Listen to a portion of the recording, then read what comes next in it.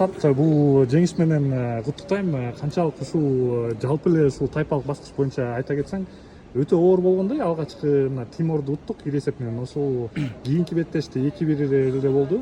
Балким ушул үчүнчү Өзбекстанга күчүңөрдү саттап, ушул топтоп болгондой болгон жокпу? Чоң рахмат. Бул жеңиш өзү тарыхый болду. Өзбекстанды официалдуу матчта бир гана 2 жолу ниче ойногонбуз. Калган матчтарды жеңилгенбиз. Тилекке каршы биринчи жеңишибиз болду. Кыргыз элин бул жеңиш менен куттуктайм. Оюндарга келсек, биз 3-4 менен ойногонубуз үчүн 3-чү оюнга күчүбүз жакшы жетти деп ойлойм. Себеби биринчи, экинчи оюнга күч ровно кетти деп ойлоп атам да. Анан экинчи оюнда албетте Палестина өтө жакшы коргонуу жаратты. Эми биз 60 удар кылыппыз. Ошону эки эле таамай сокку гол кириптир. Бул дагы кандай десек, мындай шашылып ойногонубуз үчүн, гол керек деп ойлогонубуз үчүн ошондой болуп кетти деп ойлойм. Үчүнчү оюндан 3-0 карабай, Өзбекстан албетте өтө тажрыйбалуу команда. Акыркы секундтарга чейин күрөштү. Биздин физический акыбалыбыз алардан жакшы болгон үчүн жеңишке жеттик деп ойлойм.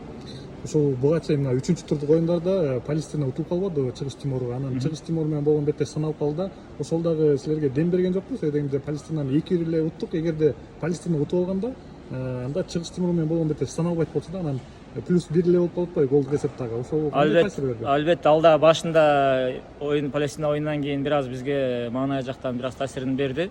Бирок биз ойлогонбуз, себеби эки команда менен тең ойнодук, экөөнүн күчү бирдей эле болчу.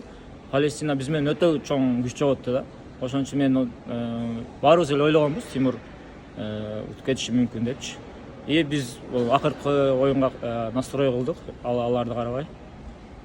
Анан өзүңдүн төрттүгүндө айта кетсең, өзүң бар, анан калгандары бүт жалаң жаштар экен. Ошол Эрбол Дөөлөтов жана башкалар, Канат Садыковдор менен бирге чыгаттың.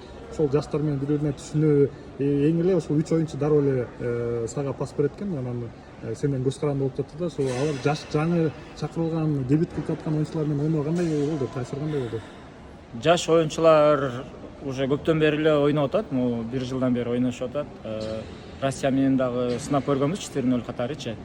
Бир аз бизде ар ким ар командада ойногон үчүн кандай десем, машыгуу жыйыны аз болуп атат да. Мисалы 3 күн 4 күндө анча жетишпей калып атабыз да. Бул жаштарга типа ошо бир аз контроль катары кошуп койду деп ойлоп атам. 3 теңдикти мындай тең катары бөлдү деп ойлоп. Ошол өзүңдүн төрттүгүң жөнүндө да, өзүң ошол жаштар менен ылайыктыбы же тажрыйба